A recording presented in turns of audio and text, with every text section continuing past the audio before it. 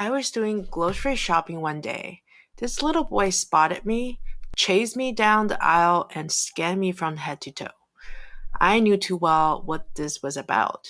I tried to ignore him and pretended like I was indecisive about my cereal choice, and meanwhile, bracing myself for impact. Aren't you too old for a stroller? Very judgmental from someone who had just graduated from a stroller. I had a million lines went across my head to take him down, but at the end, the best I could come up with was I think your mom is looking for you, so maybe you should probably go. Like, please? Curious kids are the worst. There was another time I was in line at a fast food restaurant. I heard a tiny voice coming from behind. Dad, what is that? Here we go again, the sound of sweet and pure curiosity.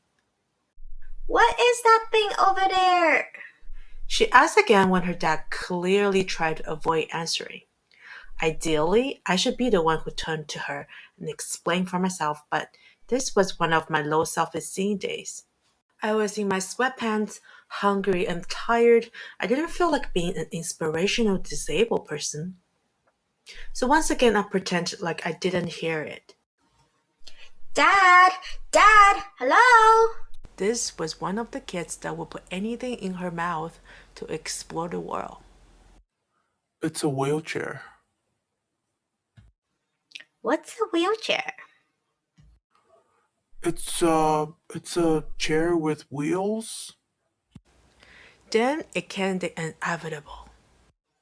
Why is she in a wheelchair?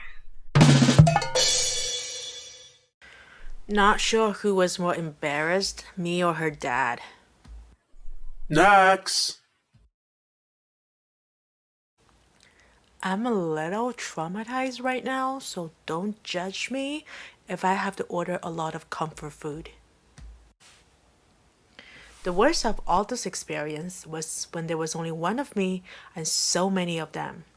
I once joined my local YMCA to use their pool. In order to accommodate me, the facility got a portable lift to help me get in and out of water. With the help of gravity, getting into the water was easy. I could do it myself. But coming out of the water had always made me a local attraction. First, I had to flag down the lifeguard. They would then push this half-ton machine from the corner of the pool to where I was. By the time the lift arrived at the edge of the pool, a few little ones had already congregated around it. Wow, what is this thing over here? Yo, can I ride it next, please? When my wheelchair was brought beside the lift, the mystery was solved. Oh, I know, it's for wheelchair people. But who is this for? They turned their little heads around like owls in search for their prey. When the lift seat was finally submerged into the water, I reluctantly took my seat and surrendered it all. At this point, I had the attention of almost everybody, especially the adults that have the curiosity of a child. It was my most vulnerable moment when I sat there soaking wet and exposing all my beefy insecurities. So, this concludes the first episode of The Drama That Is My Life.